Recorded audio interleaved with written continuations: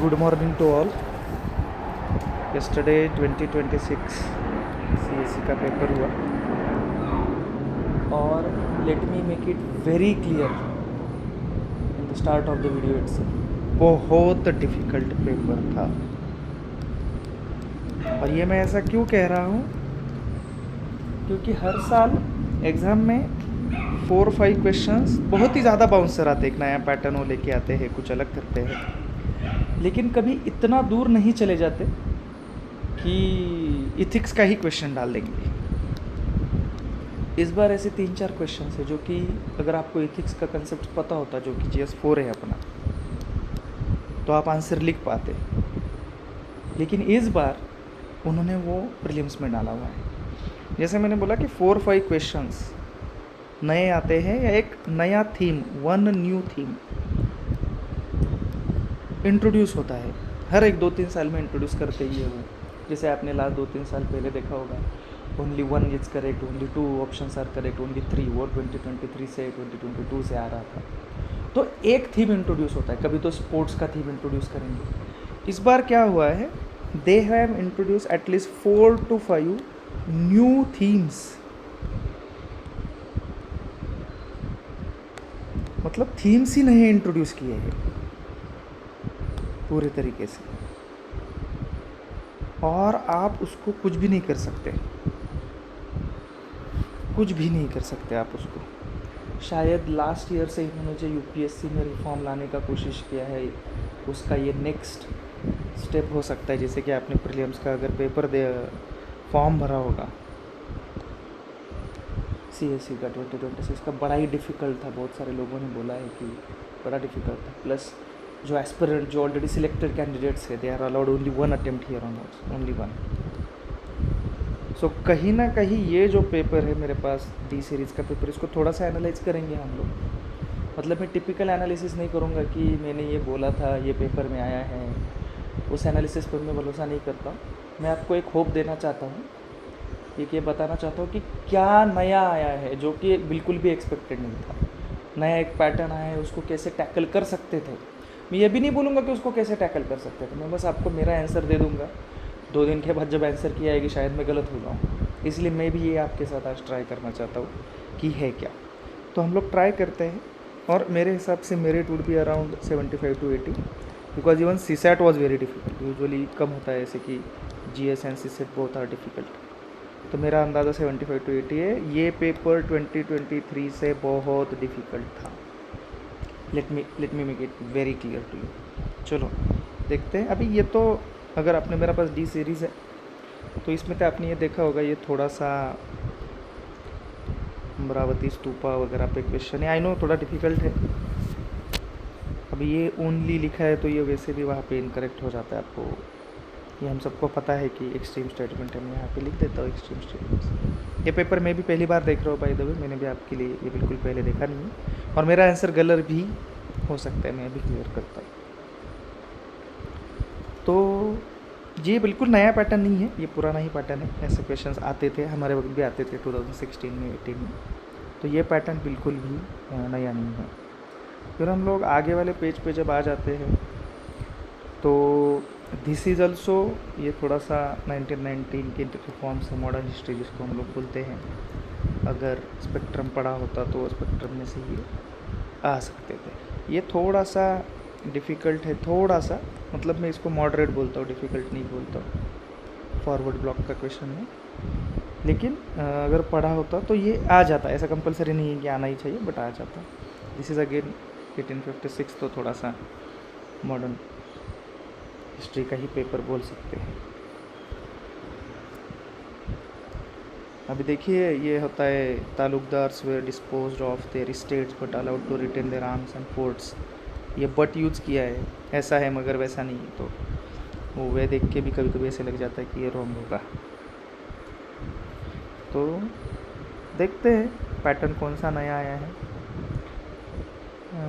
रागाज पे question actually पहले एक बार आ चुका है, 1-2 बार आ चुका है, शायद पॉसिबल है। ये सब टेम्पल, ये तो पुराना वाला टेम्पल है, ये भी पुराना वाला है। अभी विरूपेक्षा टेम्पल जो है पट्टड़कल, ये साउथ इंडिया का है ना, तो ये आई डोंट थिंक ये नगरा होगा, ये शायद द्रविड़ा या वेसारा स्टाइल का होगा, मुझे भी पता नहीं है एक्चुअली, लेकिन ये साउथ इंडियन टेम्पल है, तो ये इसका हो सकता है। इवन बादामी जो है that is also south Indian, Aihole is a south Indian. तो शायद आंसर 3 होना चाहिए इसका, बिकॉज नगरा स्टाइल जैसे आपको पता ही है उत्तर भारत में या नॉर्थ इंडिया में मिलता है। अभी 13 क्वेश्चन पे आप आ जाते हो। तो first definite reference two coins, ऐसा तो बोला नहीं जा सकता, कहीं और भी लिखा जा सकता है, नॉट श्योर। लेकिन ये क्वेश्चन को मैंने हाथ क्यों लगाया 13 वाले को, ये देखिए, this is the new pattern. ये क्वेश्चंस पहले कभी आए नहीं हैं कि पहले एक स्टेटमेंट दिया, उसका दूसरा स्टेटमेंट दिया, फिर विच ऑफ द, ये इससे कैसे लिंक्ड है ये क्वेश्चन से, वापस एक स्टेटमेंट दिया, वापस 2 स्टेटमेंट दिया। तो ये नीचे वाले 2 स्टेटमेंट्स हैं, ये किससे लिंक्ड है ये उनको पूछना है। The above statements have been associated with which of the following, emergence of urban life,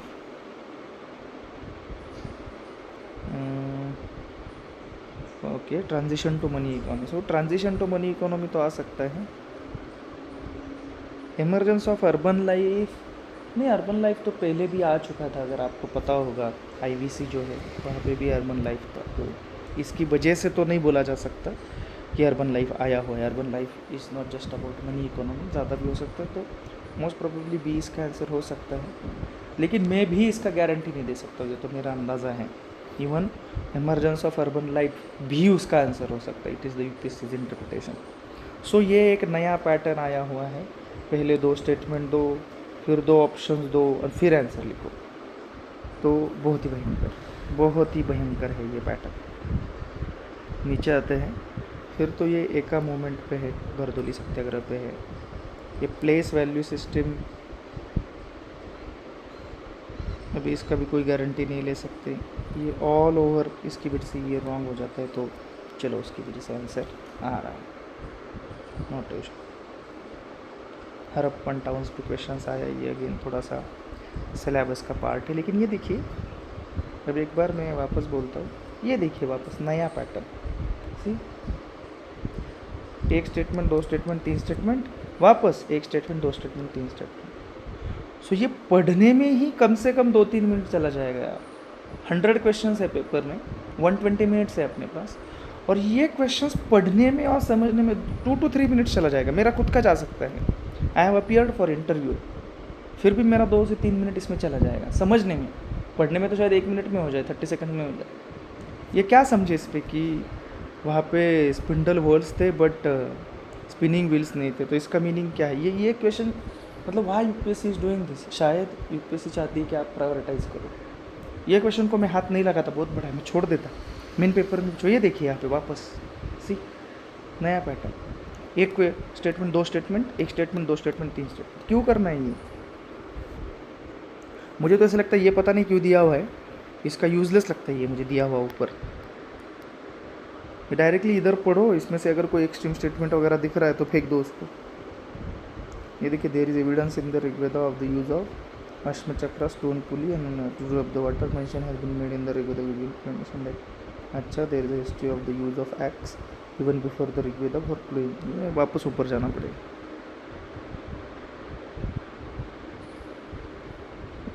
देखिए ये एक्चुअली यूजलेस है। अगर आपने ऋग्वेदा पढ़ा होगा, कहा गया ऋग्वेदा, ऋग्वेदिक पीरियड, ये यूजलेस है, ये आपका टाइम वेस्ट का मैकेनिज्म। मुझे अभी 2-3 क्वेश्चन जब मैंने देखे ये अभी आपके सामने, मुझे ऐसे लग रहा है ये पूरा टाइम वेस्ट करने के लिए दिया है, कुछ पता ही नहीं चल रहा है इससे। ये देखिए ना, ऋग्वेदा में ऐसा कुछ एविडेंस है क्या, ऋग्वेदा में ये कोई एविडेंस है क्या, ऋग्वेदा में ऐसा लिखा है क्या?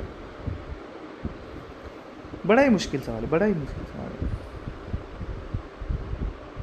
यह एक्चुअली सेकंड रॉन्ग हो सकता है फॉर दैट मैटर, क्वेश्चन को देख के।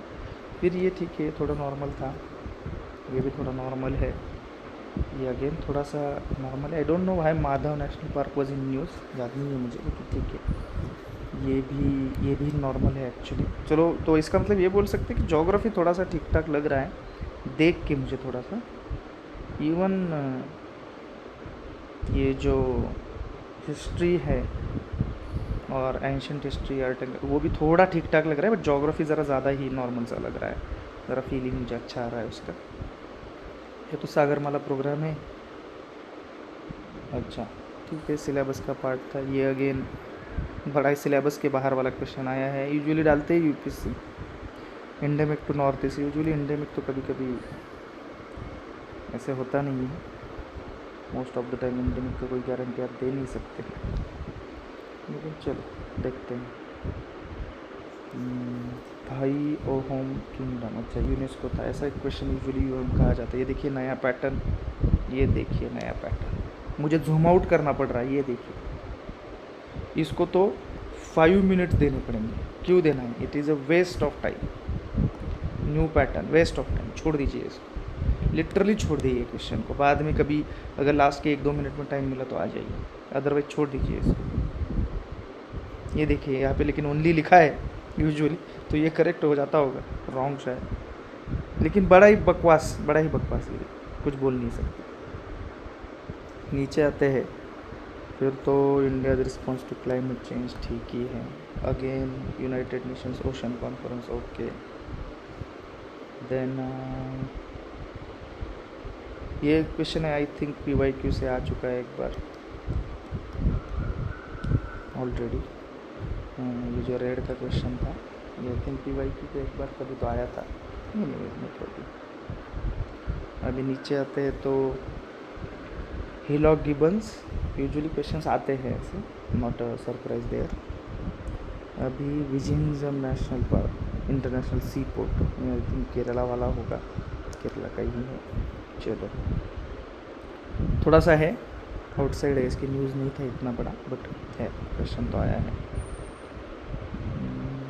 रिवर कौन सी है? अच्छा एंटीसीडेंट रिवर है, तो it flows through 3 countries, very good. तो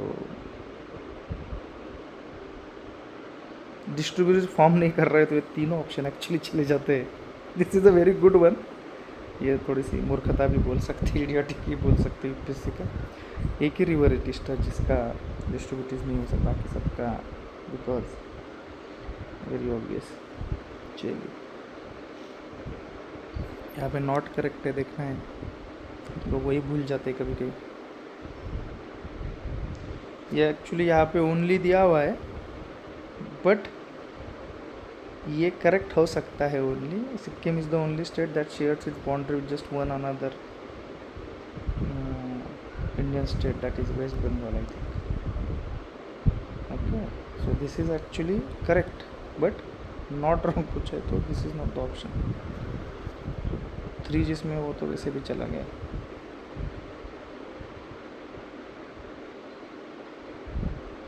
तो चलो इसमें भी कोई सरप्राइज़ है नहीं इतना। पेपर डेफिनेटली डिफ़िकल्ट लग रहा है। अमोर फाल्कन्स थोड़े से हमेशा ये न्यूज़ में रहता है, एक्चुअली नागालैंड में आते हैं वो, तो हमेशा ही न्यूज़ में रहते हैं, बट आना ही चाहिए था कि स्टेट ऑफ हॉर्मस थोड़ा सा न्यूज़ में था, हमेशा से न्यूज़ में था। आपको पता है ईरान इसराइल का चल रहा है, इतने अभी ऑलमोस्ट 3rd मंथ ही चल रहा है। इंटरपोल नोटिसेस, ये अगर आपको याद होगा तो विजय माल्या है, नीरव मोदी के खिलाफ ये नोटिसेस ओपन किए जाए, मतलब प्लानिंग कर रहा था गवर्नमेंट, और आई थिंक नोटिस इशू भी किया है क्रिमिनल्स। बट ये देखिए वापस, इतना बड़ा क्वेश्चन कोई हो सकता है क्या? एक पूरा हाफ पेज जा रहा है, ये देखिए, ये पूरे 2 पेज में मिला के 2 ही क्वेश्चन है। अटेम्प्ट करने का कोई ट्राई भी नहीं करेगा, क्यों करेगा? बिकॉज टाइम वेस्ट हो रहा है। हाँ, कुछ इसमें आपको ओनली एक्सट्रीम स्टेटमेंट कुछ तो मिल जाएगा, लेकिन कितना बड़ा स्टेटमेंट है, क्यों देना भी क्यों है ये?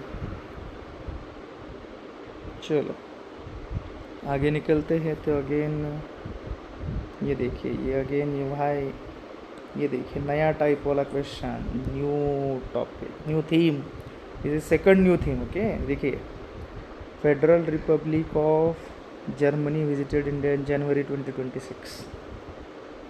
ओके, तो उसने क्या क्या किया?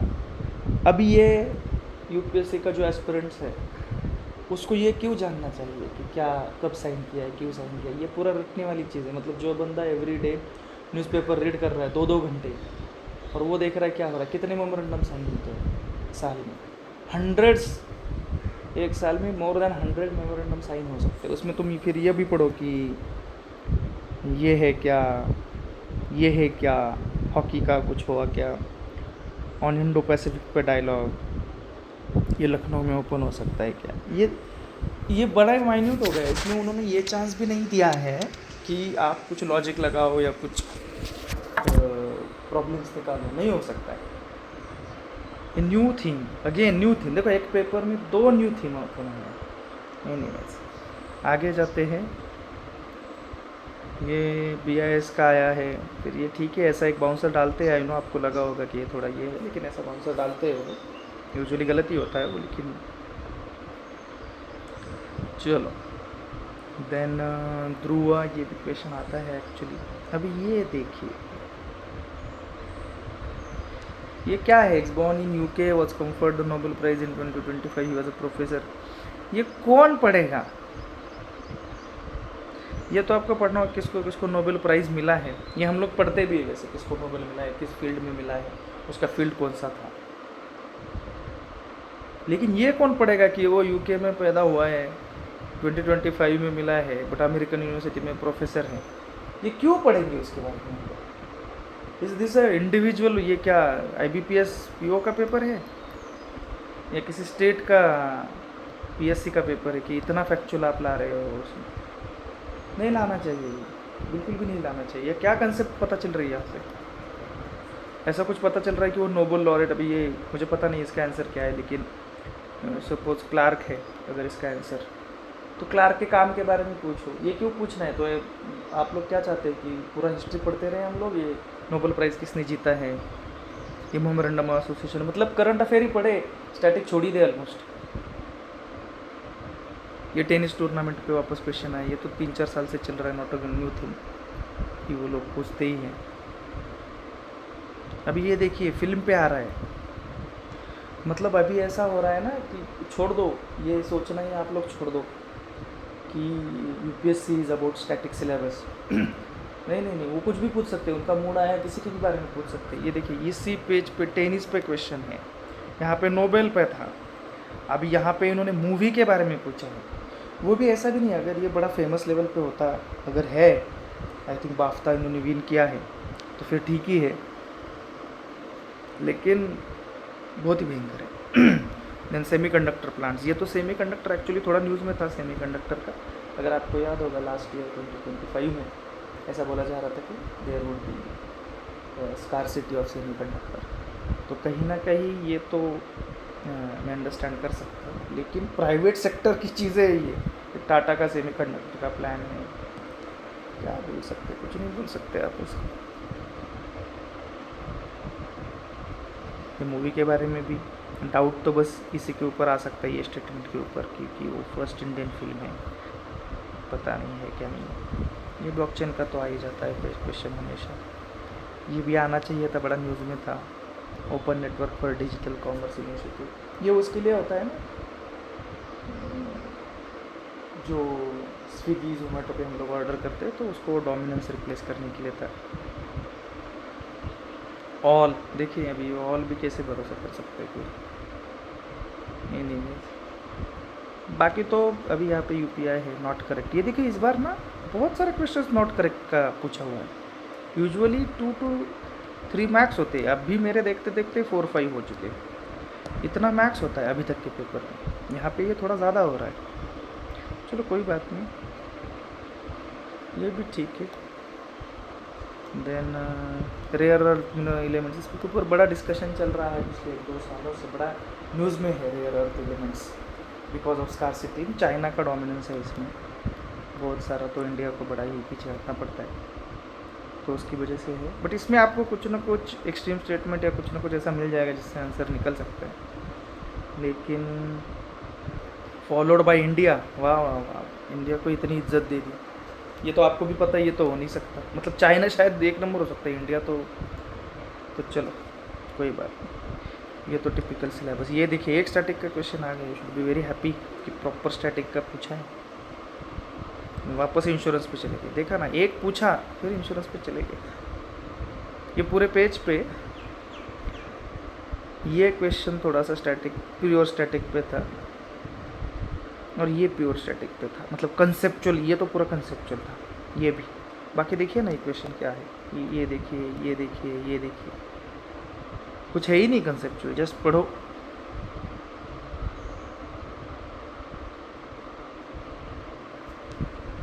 Without requiring the family to prove fault, without.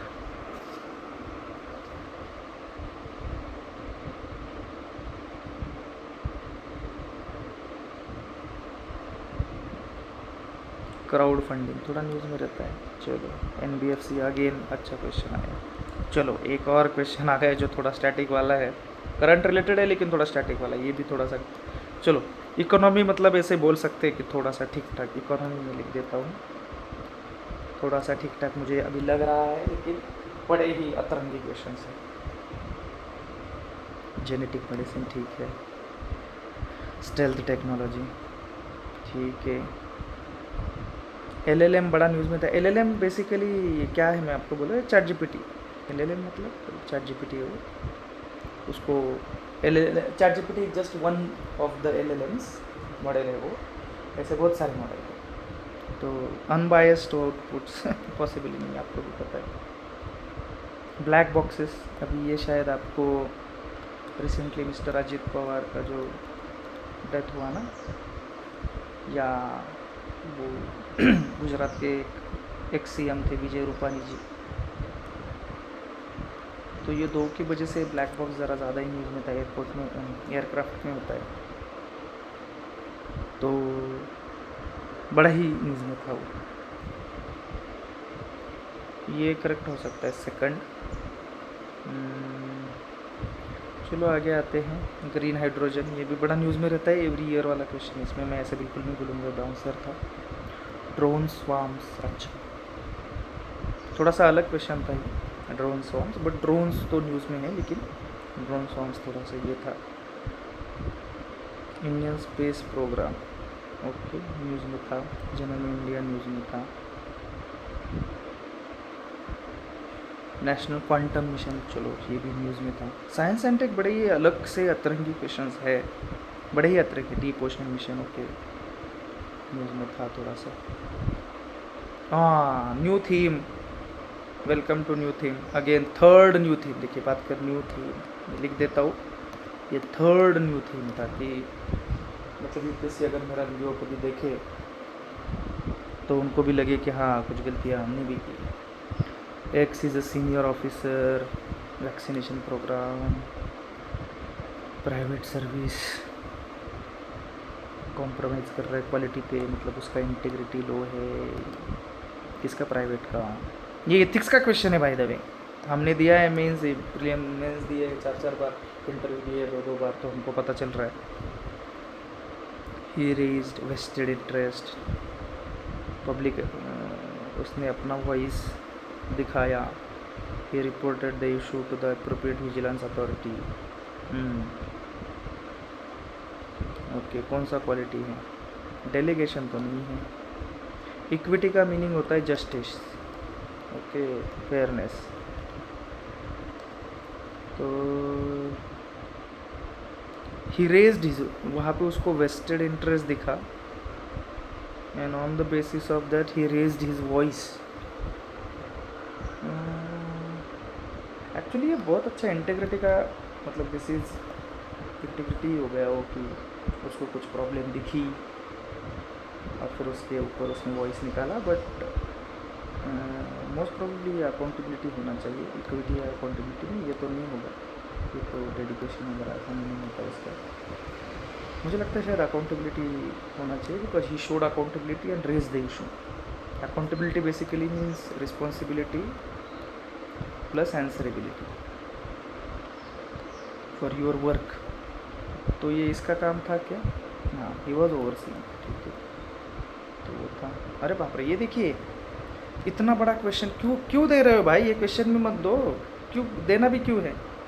ये देखिए ये पेज पे ये इतना बड़ा, ये ऊपर वाला ही पैटर्न है, I think mister X, again mister X is there. ये जो क्वेश्चन है इधर वाला, क्यों, मतलब पढ़ने का कोई सेंस ही नहीं बनता, ये भी क्या है। मैं तो डायरेक्टली ऑप्शन पे आता हूँ इसके, ये इमीडिएटली लिखा है तो इसको बस मैं डिलीट कर दूंगा। Recommend removing the contractor from project the, ये हो सकता है पर्पज लिमिटेड डिस्क्लोजर 3, अच्छा शायद 2-3 हो सकता है इसका आंसर, पता नहीं। बट बड़ा ही मतलब ethics, again I am sorry to say, this is ethics case study. ये कंप्लीट आउट ऑफ सिलेबस है। किसी ने सुप्रीम कोर्ट में केस फाइल कर देना चाहिए इसके खिलाफ कि how can you put questions from ethics. अब ये लोग बोलेंगे, मुझे पता है ये लोग बोलेंगे कि सर ये क्वालिटी का क्वेश्चन है, बिकॉज ये क्वालिटी में होती है लिमिटेड डिस्क्लोजर वगैरह, ये है क्वालिटी में, बट ये प्योरली इथिक्स है कि क्या एक्शन लेंगे। ये किसी ने नया theme, again this is also new theme, which is introduction of ethics into the paper. ये मेंस में आता है, एक्चुअली मेंस में आता है, यहाँ पे जो लिखा है। चलिए कोई बात नहीं, ये ऑल्सो मेंस ही है, ये भी इथिक्स ही है एक्चुअली, देखना पड़ेगा। हाँ इथिक्स ही केस स्टडी वाला, चलो ये नहीं मेंस। देखिए ये एक और आया, लेकिन ये लॉ दिख रहा है तो शायद पॉलिटी का दिख रहा है, नया पैटर्न, मतलब दिस इज इथिक्स ऊपर वाला, ये प्योरली पैटर्न। ये क्वेश्चन मैंने एक्चुअली कल पढ़ा था, तो आई एम वेरी ऑनेस्ट, इसका मुझे डी लगता है, मुझे नहीं पता क्या है, बिकॉज मुझे ये पता है कि आर्टिकल 13 में कस्टम्स और यूजेस बताया हुआ है, मैंने पढ़ा हुआ है ये ऑलरेडी। तो एक्स कन्विंस नहीं है तो एक्स रॉन्ग होगा, ये चलो ये ऐसा आ ही जाता है। ये देखिए वापस इतना क्यों, एक पूरा हाफ द पेज इतना लेंदी पेपर, क्या बंदे का एस्पिरेंट का तुम कॉमन सेंस देख रहे हो या उसको पागल बनाना चाहते हो, बहुत ही घटिया। चलिए, लेकिन सिलेबस का था पर्सन विद डिसेबिलिटीज़, तो चलो ठीक ही है। ये डिसेबिलिटीज़ का आपको क्यों आया क्वेश्चन, आपने सोचा होगा, तो there was very famous IAS officer जिसने डिसेबिलिटी का बड़ा ही मिसयूज़ किया था, और बहुत सारे ऑफिसर्स भी हैं जो मिसयूज़ करते हैं। शेड्यूल कास्ट के बारे में I think some tribes, income tax पेने से तो किसी को एग्जाम्शन है नहीं एक्चुअली।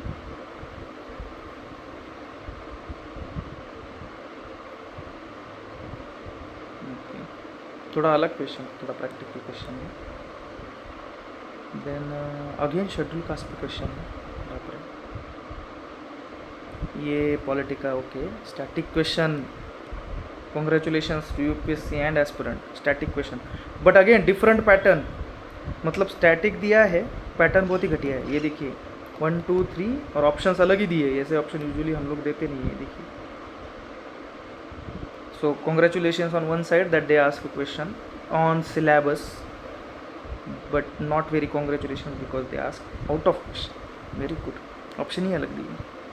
ये देखिए वो भी ऐसा ही है, ये भी ऐसा है, मैंने देखा नहीं, मैं भी देख रहा हूँ वापस, वाह वाह, क्या मतलब क्या करे बंदे, वो चाहते हैं आई थिंक UPSC वाले कि आप लोग छोड़ दें, आप प्रिपेयर ना करें, आप जॉब करें, और ये 0 FIR। ओके, ये कुणाल कामरा का केस हुआ था, आपको याद है, तो थोड़ा 0 FIR से रिलेटेड था।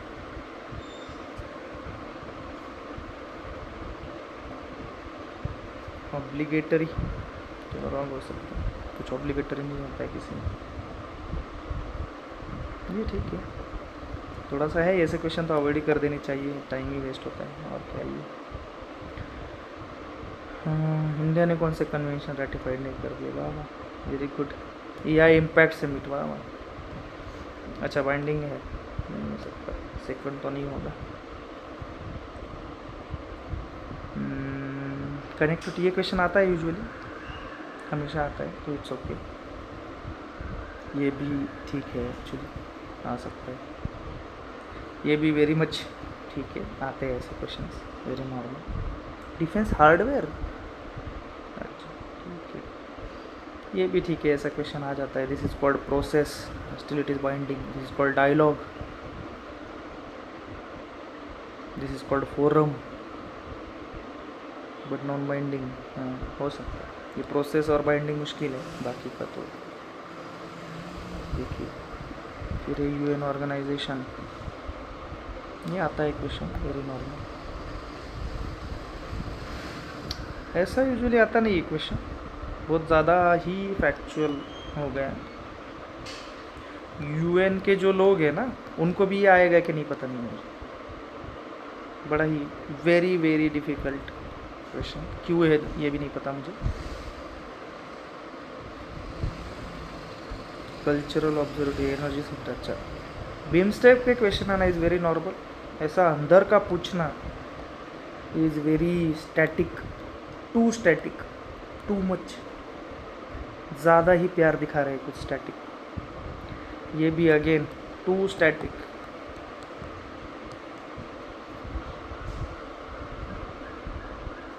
ये क्या है, ग्राम स्वराज अभियान, चलो कुछ ना कुछ तो for all states, very good. Which of the following, चलो स्टैटिक एंड तो अच्छा हुआ है, सरप्राइजिंग कि यूरोपियन यूनियन की कंट्री तो वो पता नहीं चल गया। सो ओवरऑल मेरा एनालिसिस तो मैंने पहले ही बोला था, वापस एक बार बोलता हूँ, very very difficult paper, 4 new themes in single paper. Second, very lengthy paper, मतलब I really want to meet an aspirant जो बोलेगा कि सर मैंने सब क्वेश्चंस को देखा है, I have seen all the questions and I was able to read they, मतलब मैंने अच्छे से समझ के देखा है। ये अभी मुझे नहीं लगता है कि यूपीएससी आपके कंसेप्ट्स को क्लैरिटी देखना चाहता है। यूपीएससी चाहता है कि यू शुड बी एआई या यू आर सुपर ह्यूमन, इतने लेवल तक ये जा चुका है। मेरा अगेन मैं ओपिनियन बोलता हूँ 75 to 80 पेपर देख के, मतलब इसका भी डर है, लेकिन 75-80 पकड़ के जा सकते हैं। Anyways, thank you very much. If anyone is appearing for mains या अगले साल के प्रीलिम्स के लिए, तो they can contact AVK civil services. Thank you.